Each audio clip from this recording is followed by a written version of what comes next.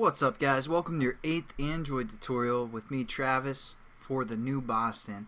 What we're going to do in this tutorial is basically use some of those IDs that we set up in XML and get them into Java and set up some variables pretty much.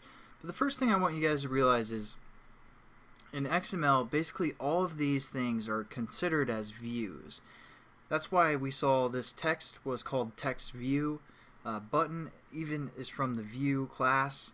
Basically all these things are from the view class. You can pretty much think of it like that, and they all are pretty much considered views.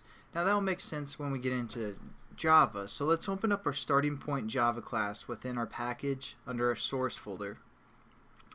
And if you guys have no programming background, that's pretty much fine. We'll get into the Java as we go, but the first thing I want you guys to do is go right below this line. And like I said, I'm not right now I'm not going to explain too much about what this is and how Java works, but basically what this is our class, and the ending bracket is right here, and within our class we have a method called onCreate. So that's all you guys need to know for right now. Don't look into it too much. For the most part, you see like the public, the class, you're like, whoa, what's going on?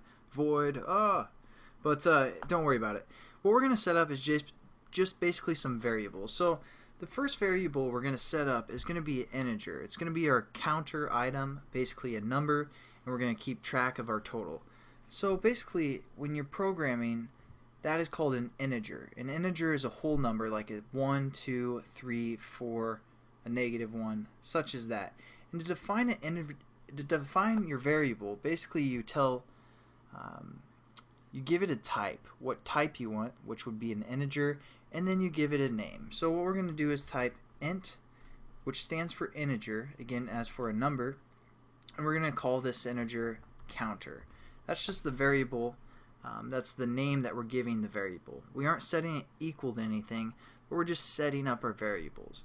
Now we're going to define a button as well, because we have two buttons, an add button and a subtract button, and so we're going to say button add. And again, I hope you guys noticed that I put a semicolon after both of these lines. That's kind of standard in Java. After each line you want to put a semicolon.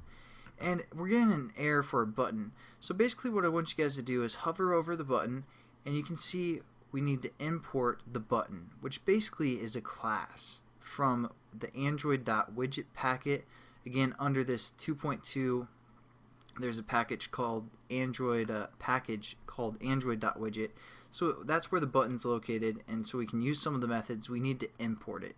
The import comes up here, right here, Android.widget.button. So now we can use the methods from the button class. So there we go. We set up a button variable. Again, it doesn't mean anything. We just set up this variable called add, which is a button. Now we can set up another button called subtract down here as well, but when you want to define more than one button, you can also just hit a comma sub for subtract, or for a second button. So now we have two button variables, an add button and a subtract button. Again, they don't mean anything. And the last thing we need to do is set up our text view. So we're going to say text view, and we're going to call this one display. And again, you guys can name these whatever you want. This is just the names that I'm using, but we do have to use this type, which is the text view. Again, we have to import it so we can use some of the methods from the text view class. So we have our variables set up, and now we want to connect them to the XML. So what we're going to do is go within this onCreate bracket below the set content view, and again that will be this bracket right here. So that way we know we're within our onCreate method. And we're going to set our counter equal to 0 starting out with. So it's pretty simple, just counter equals 0 and then semicolon. And now that's set up our variable counter to 0, and again this variable is an integer, and our program's going to know that now that we're working with a number for the most part.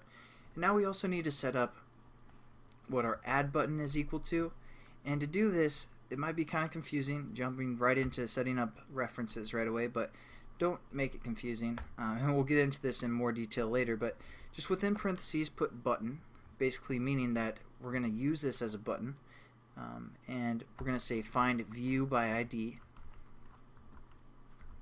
just like that. Find view is capitalized, by is capitalized, and ID is I is capitalized. So basically, we're finding the view by the ID, and again, all those things are views. The button's a view, text view is a view, and we're going to find that view by the ID of that view. So we're going to put within parentheses r dot ID dot, and then we have our IDs that we set up in the XML in the last tutorial. Since we're setting up our add button in Java, we're going to say button add, and then we just have to hit a semicolon at the end of this, and we basically set up our ID. Now to set up again, or we basically set up the connection between XML and Java. So it's pretty simple for the most part. We're also going to do sub equals pretty much the same thing, just for repetition's sake, but find view by ID, and we're going to use a different ID because we need to reference the ID of the sub button. So that's going to be button sub, and then just a semicolon, and we also need to set up our text view. So we're going to say display, which is again a text view type variable. We're going to set that equal to, within parentheses, text view, and find view by ID.